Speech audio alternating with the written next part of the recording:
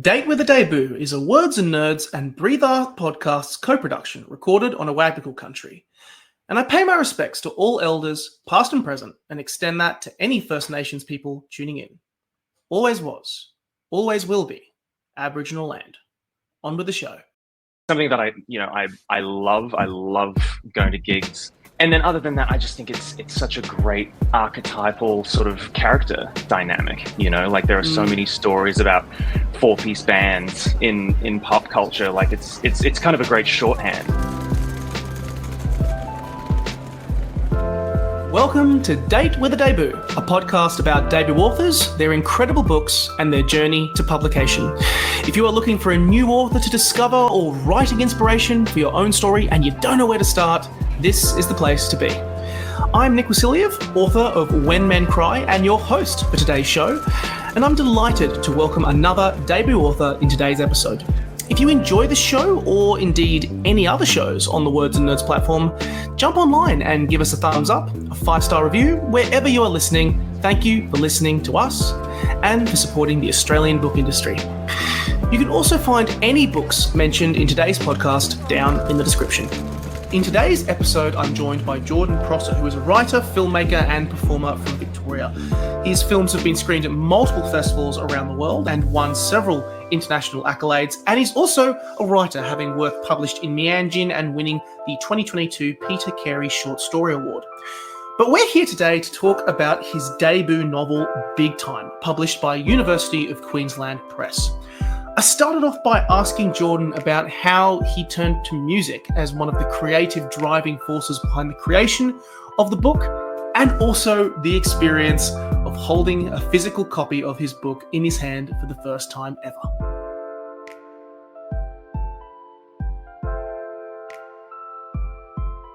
Jordan, welcome to Date with the Debut. Thank you so much, Nick. Thank you for having me.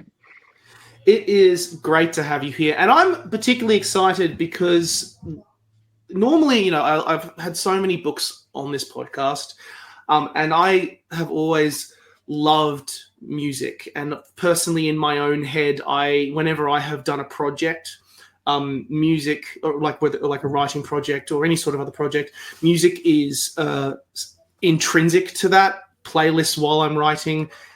Having artists that I collaborate with when I publish a book and put it out there in the world, there has to be a playlist or an album that goes with it. Just because music sets a scene. It's as one of the, similarly to visual film and books in different ways, it connects us in certain ways, shapes and forms. It gives us a new experience, a heightened experience in which to enjoy life in the senses that we have. I know you've done a lot of video, film work and screenwriting. What drew you to music for this book?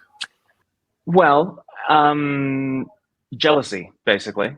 It is still I've worn a lot of hats, as you say. I've worked for about 10 years in film and television. I've worked in advertising. I was an actor for a long time. And the one thing I've never really done, but I've always desperately wanted to do ever since I was very, very young, was be in a band, because I still just think it's the coolest thing. So it's still that kind of like rarefied experience for me, something that I love going to gigs. And there's a lot of gigs that have been very sort of formative to me throughout my life.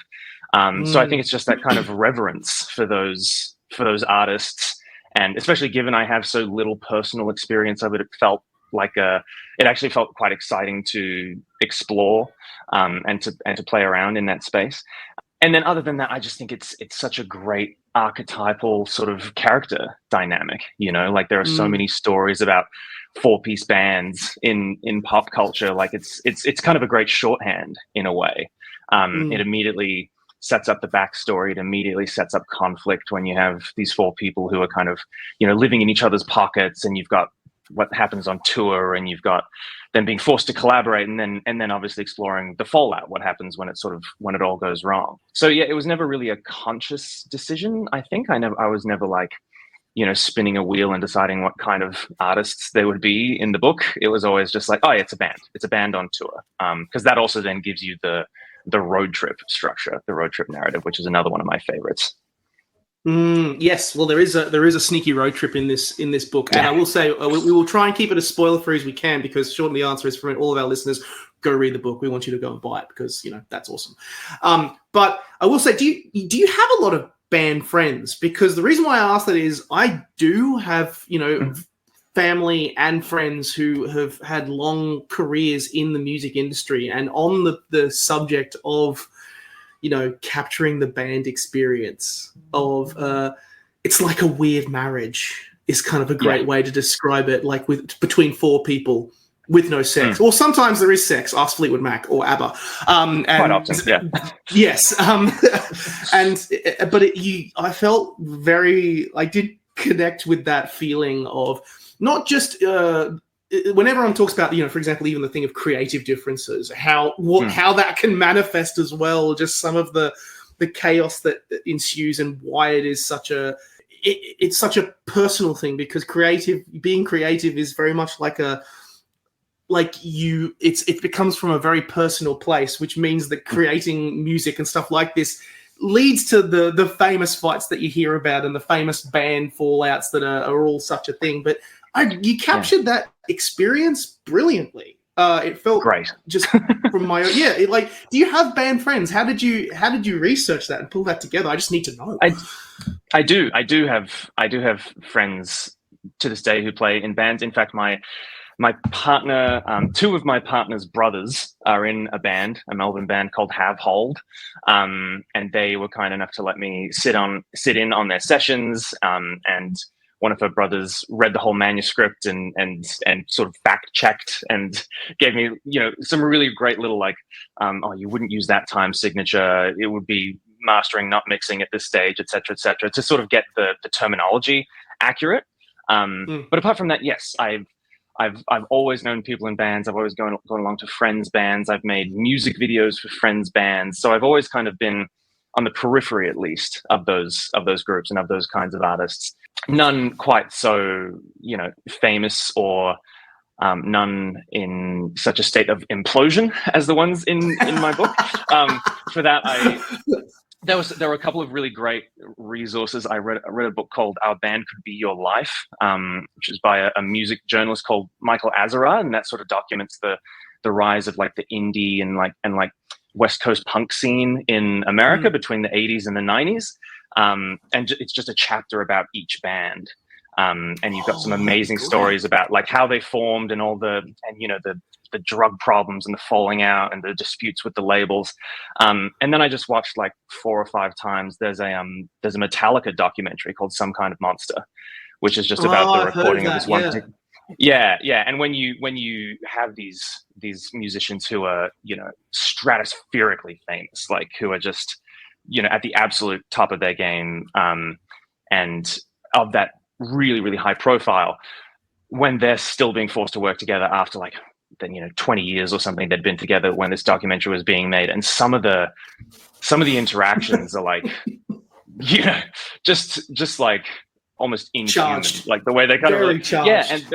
But then seeing the way that the music still comes out of that, you can have 4 people who hate each other so much, and yet then you put them in a studio together and count them in, and they just play the greatest music you've ever heard in your life. So it's really amazing to me.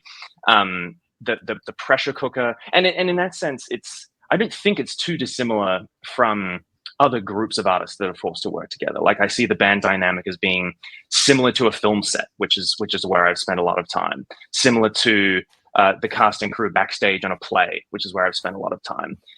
It really just has to do with the art you're making and the number of people involved.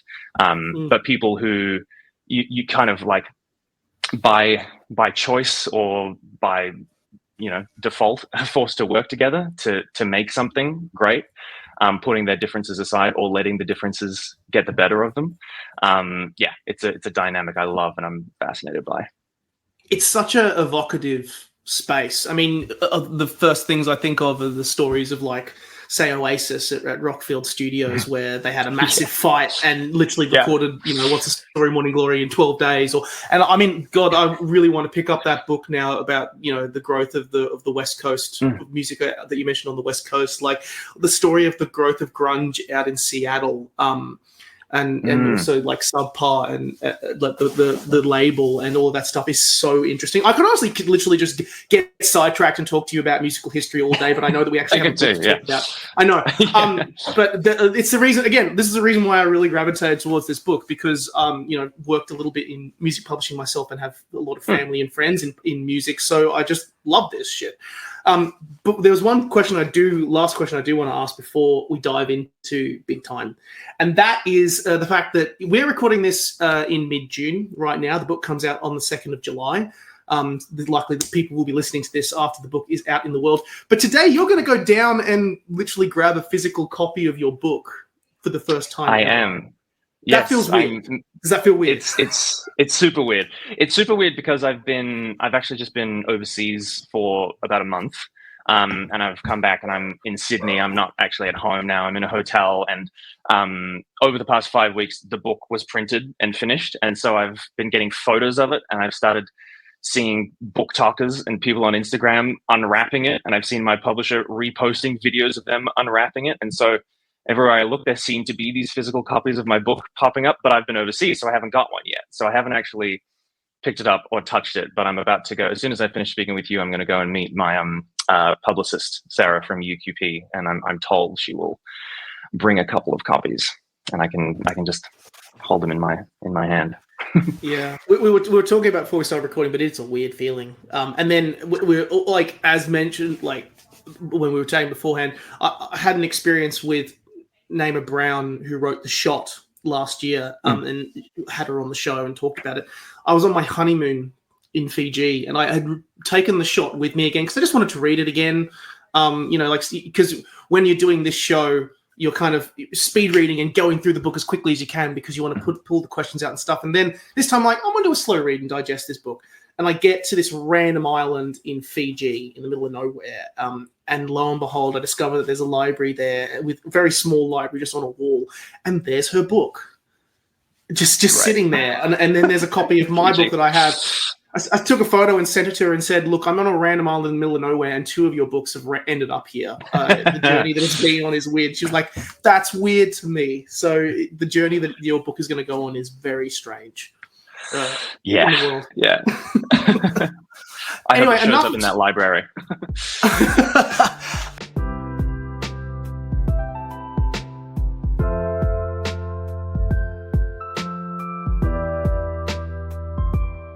Enough of talking about musical theory and random book experiences. Let's talk about Big Time, which I'm holding a physical copy of in my hand right here. And I find it so strange that I'm doing that before you are. So tell us, everyone, to all the people who are not familiar, what is Big Time about? Big Time is it's set in a not too distant sort of alternate version of Australia in the early 2040s, at a point where the eastern states, so along the 129th meridian, the eastern states have closed their borders completely to the rest of the world, sealed themselves off, and become the world's newest sort of fledgling fascist autocracy.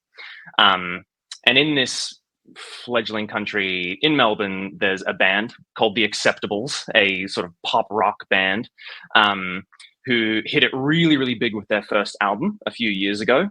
Tour the country. They're, as famous as you can get in this new country. And so they're getting ready to record their second and record and tour their second album. The bass player for the band, Julian Ferryman, our protagonist, I wouldn't say hero, but protagonist, he returns to Melbourne after a year spent overseas. He sort of disappeared as soon as they'd finished recording their first album, and now he's come back for the second. And at the same time he arrives back in Melbourne, he gets his first taste of a new synthetic hallucinogenic drug, which is known as F. It's a liquid. When applied to the user's eyeballs, gives them a glimpse of their own future. And the rumor says that the more F you take, the further into the future you see. Rumor says that the people who have actually overdosed on F have seen to the very end of time, right before they die. So the whole band are experimenting with and sort of getting hooked on this new drug. They set off on their tour. The tour immediately goes off the rails. And around the same time, Julian is sort of recruited for an underground rebellion that is seeking to overthrow the totalitarian regime. And I'll leave it at that for now. Yes, we don't want to go too far into too many spoilers because, the best way to describe this, I mean, it's kind of already mentioned at the top, but I feel like it is the correct way to describe it. It is psychedelic. This is literally and figuratively a drug trip of a story, and such a great. I love myself some loaded, provocative stories, so of course you played my heart like a fiddle when you dug into that stuff. But the first thing, of course, I want to look at is the actual. You do make a lot of comments about art itself in the story. First and foremost, is kind of the first thing that I gravitated towards.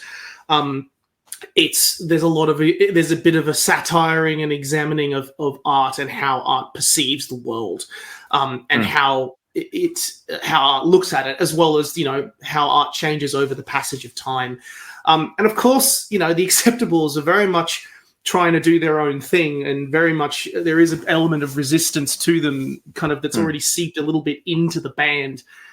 With the people, the higher ups that they have to kind of deal with and manage. And whenever I think of kind of people who immediately I go to the look of, to people in the past who rebelled against that sort of stuff, like Prince or Zappa or Captain, or the chaos of Captain Beefheart. And then when they went on tour, there was also I didn't want to say an element of Spinal Tap, of like things going off the rails and chaotic, but obviously that's a bit more comedic than it was than this particular one. Given that you have worked in many different fields, both in writing and film, I've got a sense, and I didn't want to be all psychoanalysis on you, but you had some interesting things to examine about the actual creative process and all of that space. And around the function of art and artists.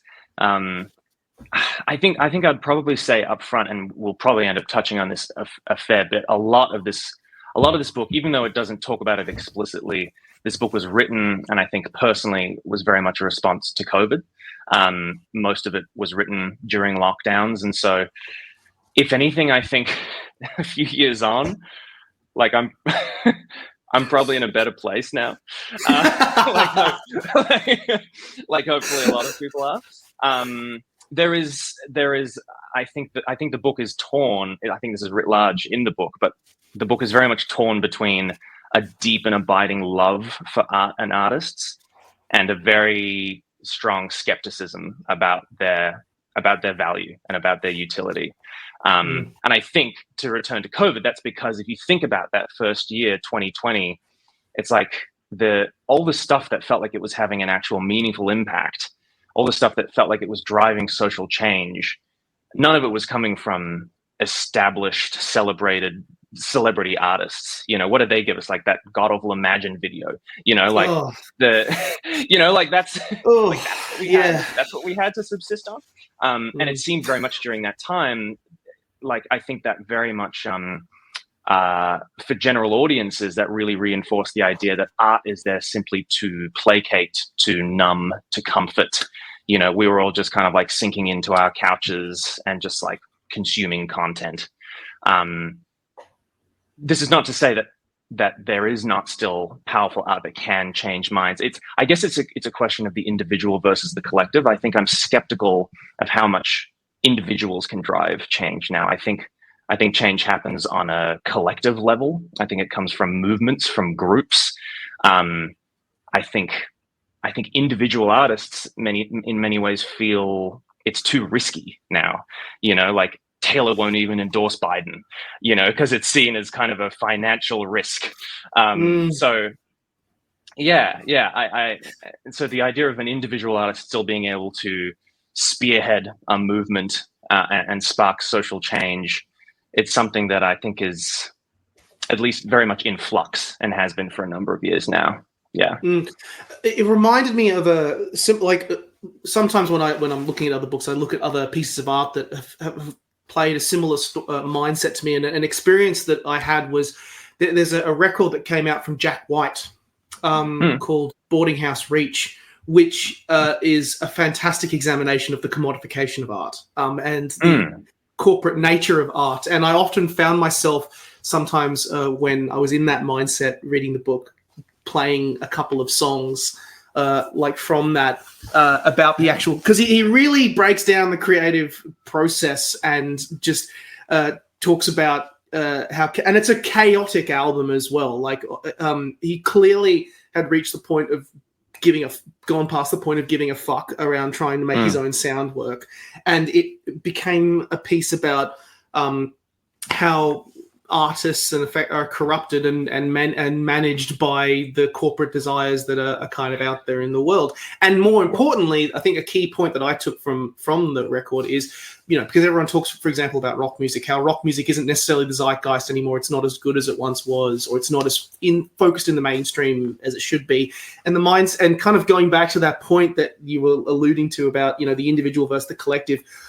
I mean, sometimes an individual can inspire a movement, but it is completely dependent wholly on whether the artist is willing to take it there and really go out on a limb a little bit. Yeah. Because, for example, this record for me, I was like, it's chaotic. It's all over the place. And I love it because of how much he's willing to throw himself out there as an example. That artistic discussion that you again allude to in this book with the nature of where the acceptables are, it's so loaded is a great way to describe it. And I think that's really key is like, so much of art has become so commodified. And if you follow the paychecks all the way up, inevitably you get to some horrific parent company that has only people's worst interests at heart. So it's like you really kind of have to actually pick apart people's intentions behind making work, I think. The sort of the widening gap, I think, between art and content is another really useful sort of metric for whether or not you should be letting art guide your principles, whether or not you should be letting it inform your decisions in life. Absolutely. There is one other thing within this side of things that I want to talk about, and that is kind of the more directly psychedelic element of this book, and that is the drug, which is this drug that Julian kind of takes and goes on crazy adventures with, seeing the future and how it will look. And I will say some of those moments in the book where Julian is under the influence of this hallucinogen are fascinating and at times a bit and my first question on this particularly is, what the hell is it with drugs and the creative process? With some of them it is clear because that process, for example, if you're a musician and you're playing 80,000 people, the high is incomparable, and sometimes you have to take drugs to supplement that kick. But what is it with it, and particularly with this particular drug, where similar, I remember my first thoughts when you were injecting into the eye, it immediately made me think of Looper. There's a drug, movie, 2013 movie Looper, where Joseph Gordon-Levitt did something similar, and immediately his eye, he was just seeing the world in a whacked out sort of way, in a chaotic sort of way. What is it with that particular element of the creative environment? I think it's just about perception, really, and I feel like I was giving artists a very bad rap in my response to that last question. I do think that, but I do think that like artists are naturally inclined more towards seeing outside of established systems. They're more inclined towards being open and accepting of change, and ultimately, I think that's just an act of imagination. What is a drug if not a means of boosting your imagination, reducing your inhibition, and allowing you to see further outside a pre-existing framework, whether that framework is, an institution or whether that framework is reality itself.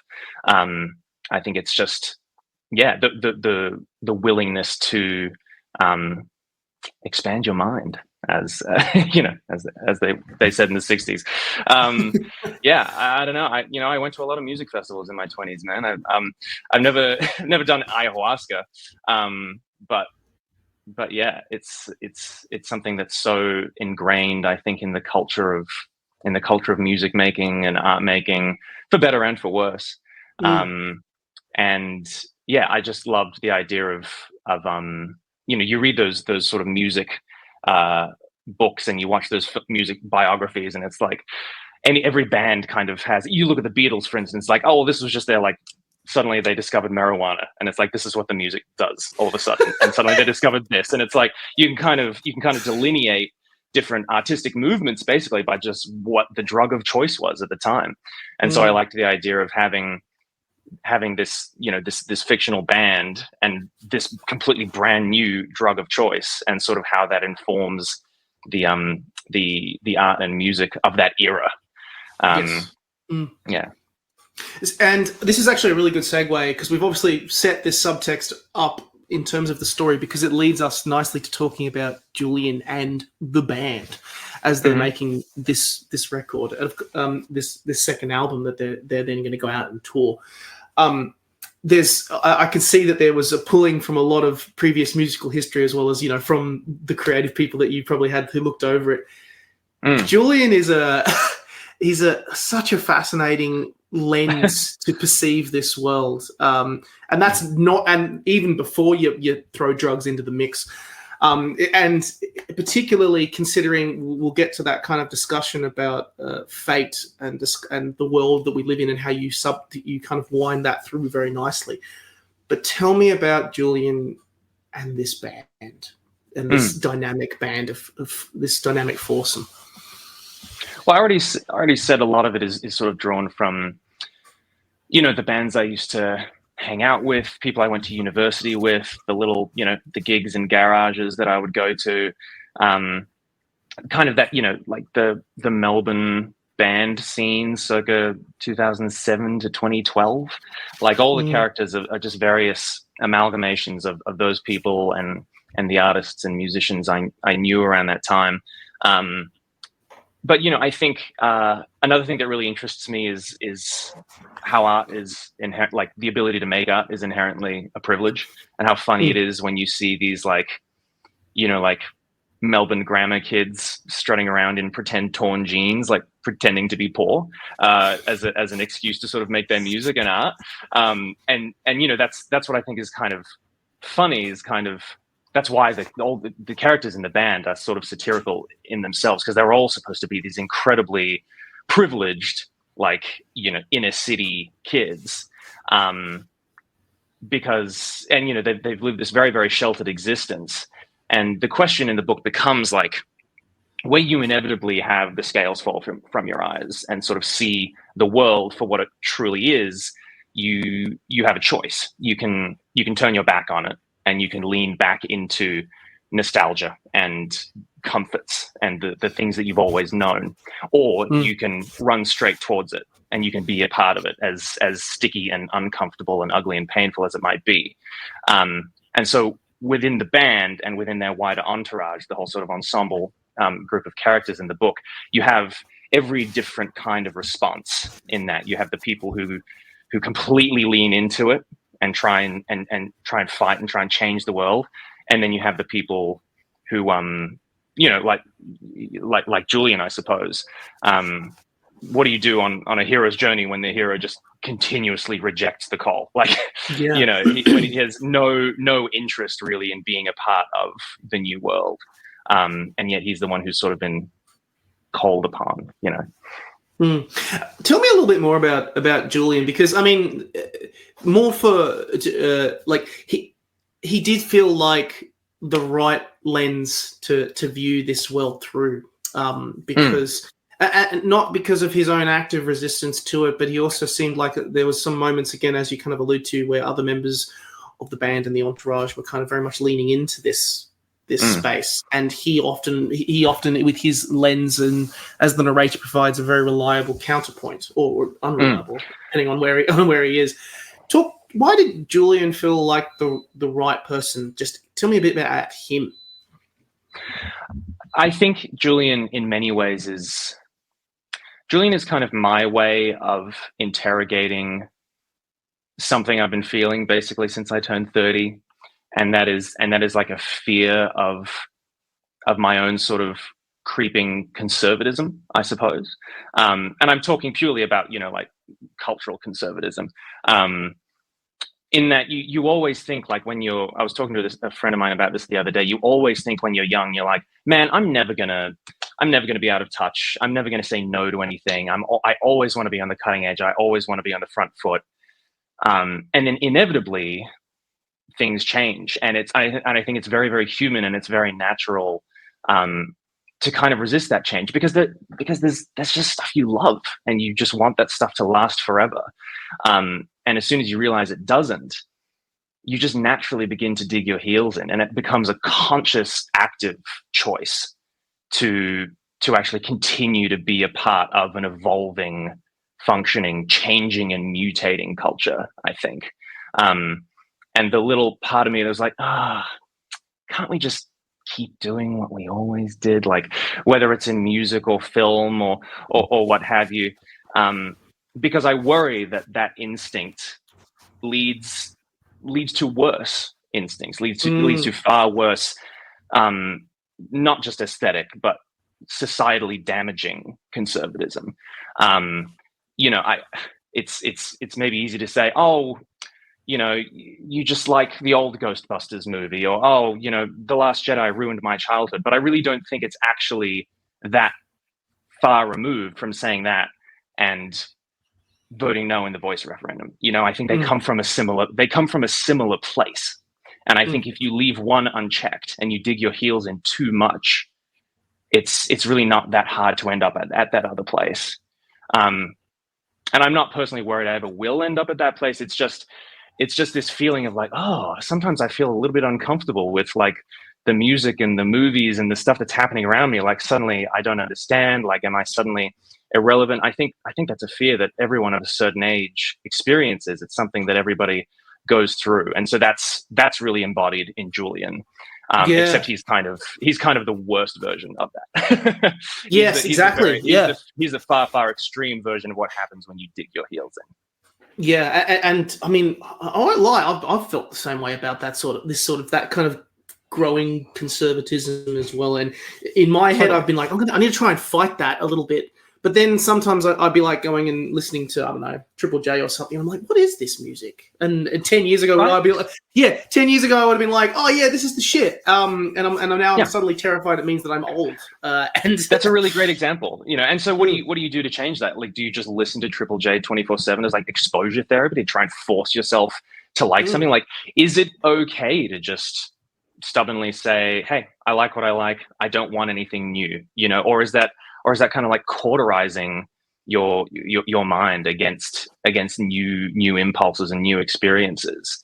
I think it's really, really hard to get the balance right. Yeah. And this leads nicely onto the very last part of the book. Of course, we won't go into spoilers about this rebellion that Julian kind of ends up involved with or coerced into. But it is so interesting that you have obviously set this, and I love having a map in a book. Me too. Yeah, me too. Hang on, where we go? There we go. So I'm kind of, just for everyone who on the YouTube channel, I'm holding up a map that highlights the world that has been created here, and I love me a map. So it is a good vibe, and I absolutely love it. But the world that you have actually created of Australia, I don't want to. Is it like dystopian? Just like the rise of a very fascist alternative, well, I don't want to say alternative future. Who knows what may transpire in front of us? But the fact that he kind of is coerced into this rebellion environment. Talk to me a little bit about creating a dystopian future, and also particularly how this particular mindset of, given there is a rise in fascism and a rise in this extreme rhetoric that obviously probably even comes from that place of conservatism that we've been alluding to the entire time, that kind of lingers in the background. There is a theme of this book around fate and determining your own fate and choosing what to accept and go with, and determine where you go with that. And that conservatism point that we've alluded to with Julian is a perfect microcosm of the wider world that has been crafted and created here. Talk me through that, and also the fact that this world is a reflection of that growing space. Yeah, I think, again, it comes very much from 2020, 2021, just being forced to sit at home and look at what was becoming of the world. And, it was such an inflection point in my life, I think, because I'd had my 20s when I managed to travel a lot and make a lot of art and meet a lot of people.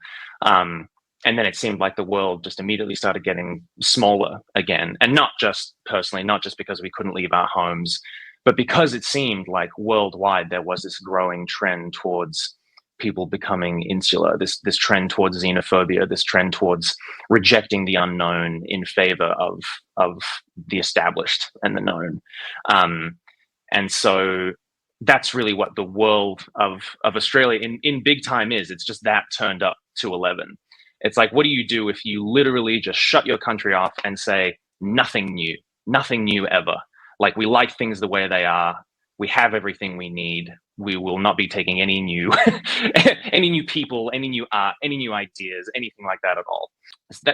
That's really where it stemmed from. But I like the idea too of playing with the idea of like a slightly new dystopia. Like, it's only been, when the book starts, it's only been about 10 years since the country fully closed off its borders. So life is kind of the same in some ways. And this speaks to the idea of like the journey the characters go on. Like chapter 1 is a house party. And it's fairly similar to a house party you might go to now, or a house party I might have gone to in the 2010s. It's not until the characters sort of go a little bit beyond their comfort zone, you really get the sense of how much things have changed and what's gone wrong. And my favorite saying when it comes to writing sci-fi and writing dystopian futures, I can't remember who said it, so my apologies to whoever's quote I'm stealing here. But you don't imagine the car of the future, you imagine the traffic jam. Like, you imagine not just the shiny, interesting tech that you can point people to and say, hey, look at this new thing. You imagine what happens when it starts to go wrong. So you kind of set it a little bit after the change, a little bit after the new technology's been invented. And that's the same with the drug in this book. It's been on the scene for a little bit, and now it's really about exploring the ripple effects of what it's doing to the characters and what it's doing to the world around them. And then the other part of that question was about time and fate. Sorry, wasn't it? Absolutely. Yeah. I think time travel, I just love time travel stories. I love them so much. They feel like the final boss of storytelling in a way, like for human storytelling, because it's a comparatively a very new device. Time travel stories have only been around for 150 years in their kind of like modern form. And it's a way to completely invert the established rules of cause and effect. And in doing that, there's so much capacity for for what it does to your characters. The idea that someone can actually know their fate and then be given a choice to fight against it or to embrace it. I just love those stories. I always have. I love that there's no right way of doing it. Like, you mentioned Looper before, and there's a great scene in Looper when they sit down, like Joseph Gordon-Levitt and Bruce Willis sit down in a diner, and he's like, so how does this time travel thing work? And Bruce Willis is like, don't bother. Like, it doesn't. Don't worry about it. Like, the entire movie just kind of brushes aside the concept of time travel because it acknowledges that there is no actual there's no right or wrong way to do it. And that's another thing that I love about it, is it's just a giant sandbox that you can play in as a writer, and kind of just offer your take on it, really, which is what I'm doing here.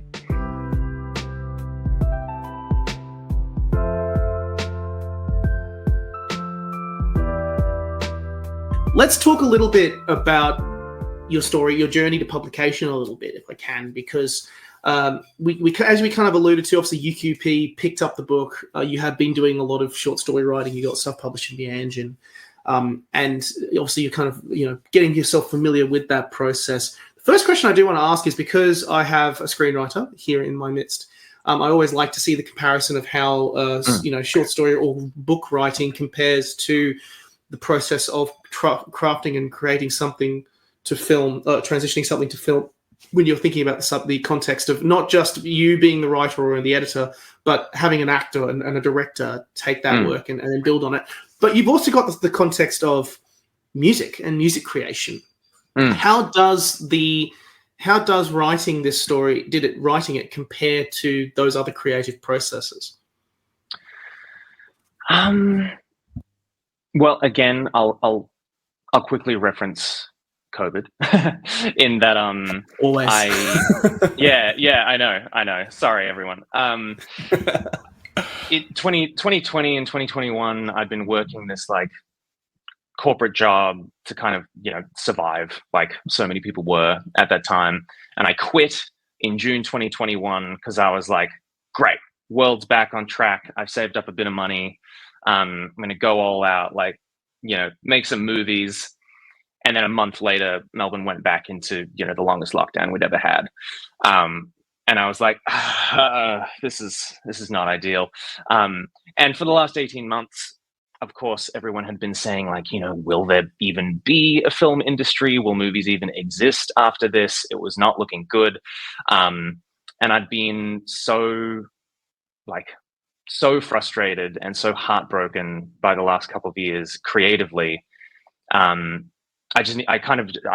picked up the book and started writing as an outlet, truly just as a creative outlet, because I didn't know whether any screenplays I ever wrote would ever get made ever again. I mean, it's always a risk to begin with, but just in that time, it seemed even less likely. So I was like, why? It would be so great to just write something, because a screenplay is a blueprint at the end of the day.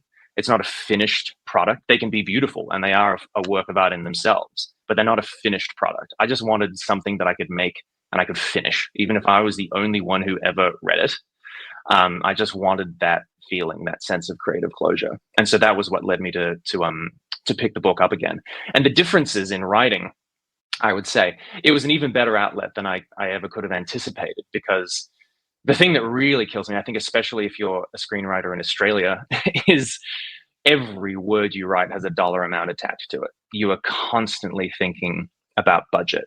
You are constantly reshaping and sort of de-scoping your ideas and your imagination to try and fit some imaginary pocketbook. Whereas big time is, you can play God. You can play God because it's 100%.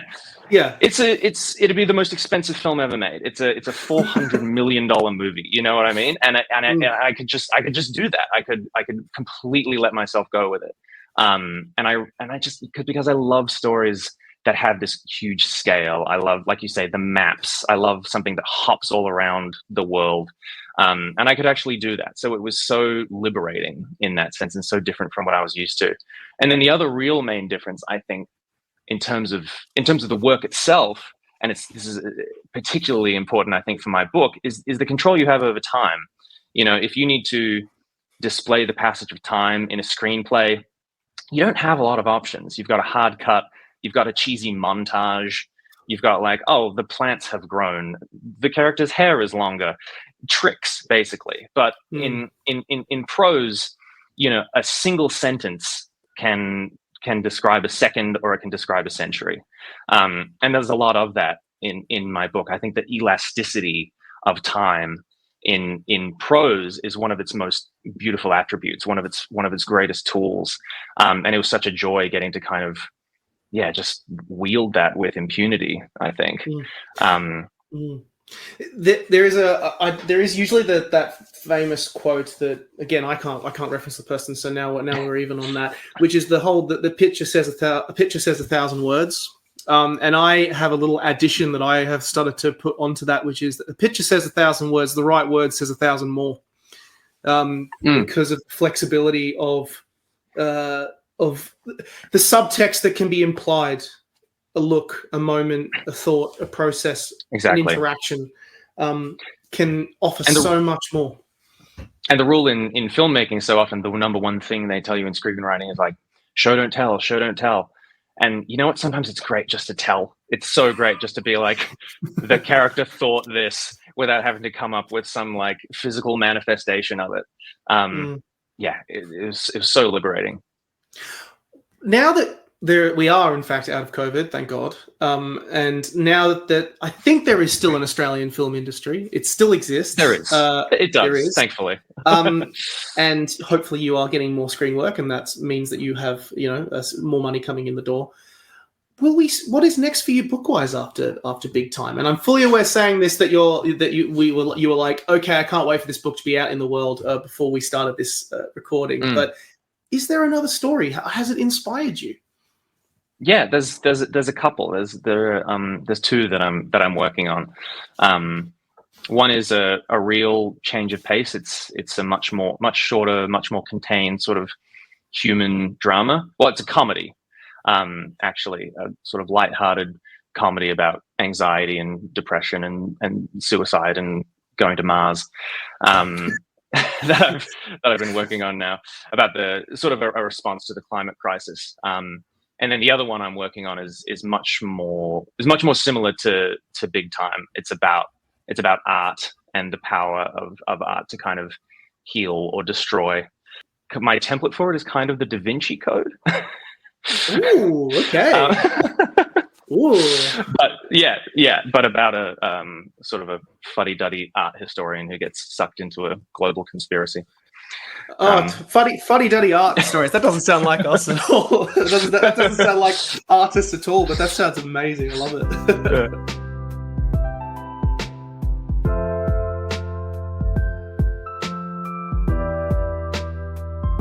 We're now at the last part of the podcast where I hit you with a series of rapid fire questions. So you give me the first answer that comes to your head.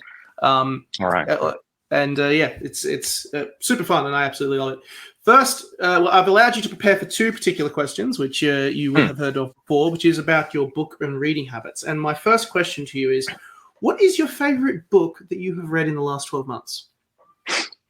In the last 12 months, it was one I read just a month ago on my trip, actually. I read a book called Our Wives Under the Sea by Julia Armfield. She's a British author. A really great addition to one of my favorite subgenres, which is the they came back wrong subgenre. A woman's wife goes on a deep sea exploration mission and it goes wrong and she disappears for 6 months. And when she comes back from the bottom of the ocean, something has changed. It's a really beautiful, really heartbreaking, and incredibly gross sort of queer love story. That's got a lot to do with like deep pressure ocean exploration, which just, gives me the heebie-jeebies. Scarier than space. Oh, wow. Crazy. That sounds a lot to unpack in that one as well. Yeah, it's awesome. What is your favorite debut novel that you've ever read? So we're not talking last 12 months, we're talking ever. Easy. The Secret History by Donna Tartt. Yeah, it's truly absurd that that's her debut novel, because I genuinely think it's one of the finest novels ever written. It's the only book that I probably read at least once every year or two, just as like a palate cleanser, like literally just to remind myself of the beauty and potential of fiction, and to sort of and I think it also touches on a lot of themes that I'm really interested in as well. This idea of like completely subsuming yourself in art. Can you live off art? Can you live off beauty? Can you just like let it destroy you? It's an extraordinary book. I'll never get sick of it. All right, I'm going to drop that in the description, everyone. You have to go and check that one out as well. You may have already touched on this earlier in the episode, but I'm going to ask you again anyway, in case there's another one. Do you have a favorite quote about creativity? I don't think I have a favorite quote. The only thing that actually comes to mind, it's not a quote, it's a drawing. So this is not ideal for the audio format. I apologize. Everyone probably will have seen it. Like anyone who's ever worked in like a tech startup, which I unfortunately have, they'll recognize it. It's the idea that it's like a picture of the creative process, and it's basically a giant scribble, like a giant jumble that then just sort of like shrinks down and gets clearer and cleaner until it's just a straight line. You know, it's pretty straightforward, but I do think it rings true. The idea that the creative process is kind of just turning chaos into order in one sense, or learning how to capture chaos. And it's just an important reminder, I think, of you know, when you feel like you're completely at sea at the beginning of something, that eventually one day you'll be, you know, it'll be smooth sailing, and you'll look back and kind of laugh about how difficult it all seemed at some stage. About all the chaos and struggles that took to get to that process. You know, one day you'll be collecting a copy of your finished book, and you'll go, "Huh, I remember when I wanted to like throw this thing in the trash because it just didn't make any sense, and nothing about it was working." Yeah. Love it. In the interest of this being about music, what would be your 3 desert island discs? Oh God, why didn't you tell me about this one before? Because now we're in the mean section where I like throw the harsh questions at you. My 3 desert island discs. There has to be a Radiohead one on there because I am who I am. Please tell me it's a moon-shaped pool or In Rainbows. It has to be one of those two, because if those are the. I think if I can take the double disc version of In Rainbows, it would be that one. If I can get disc 2 as well, but that counts as one. Yeah, that counts. That counts. I'll give you that because that album's fire. Okay. And then I would take something by 9 Inch Nails. Oh yeah, 9 Inch Nails is good. I like it. Yeah. I'd take the White Album. Oh. You went straight to my favorite Beatles album. That was great. Okay. You got me so well. Oh wow, shit! I'm gonna need to take a breather after that one. On the subject of that, if you could meet one creative individual, whether it be a writer, whether it be a filmmaker, a musician, the person who you would want to pick their brains for hours over a beer or equivalent beverage of some description, who would it be? Akira Kurosawa. Oh yes. Why? Now I want to know. I watched Seven Samurai for the first time last year in LA on a beautiful 35mm projection, and it's as good as everyone always says. And he's just even the other sort of great filmmakers all kind of bow down to Kurosawa. I think there's something about the way he makes these almost mythological films that still have these deeply human stories in them. Something about the way he, like I was saying before, organizes chaos into this like beautiful, harmonious order. There's just so much I could pick his brain about, like from the practicalities of shot construction and how you wrangle 1,000 extras into a burning castle, and then how you make it feel so natural at the same time as feeling so enormous and mythical. That's a great answer. I love that. Last question. You're welcome. If you were on tour with the Acceptables, would you and it did transpire the way that it did, would you lean into the absolute chaos of it, or would you feel like Julian and be in a somewhat resistant mindset? I'd just get the fuck out of there. I'd be one of the characters who's just like, I'd go and try and make a difference in some other way elsewhere, but be like, I can't bear it. I don't need this drama in my life. Sorry, guys. That is completely fair enough. The reason why I wanted to throw that question in is because, I was listening to Noel Gallagher talk about the Be Here Now tour, and he said that obviously that album is it has its fans and all of that.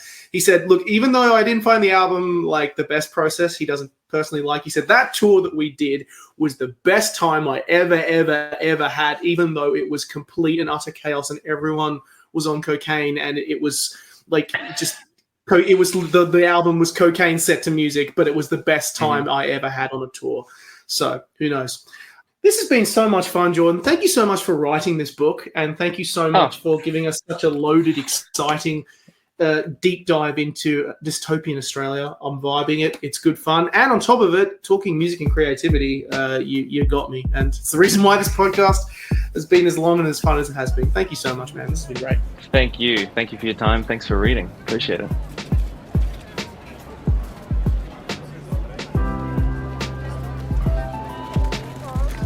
Thank you for listening to today's episode of Date with a Debut and for listening to the Words and Nerds channel. You can buy all books mentioned in today's episode down in the description box, and if you enjoyed the show or indeed any episode of Words and Nerds, drop us a review, leave us 5 stars or a thumbs up. It is hugely appreciated. Catch you soon.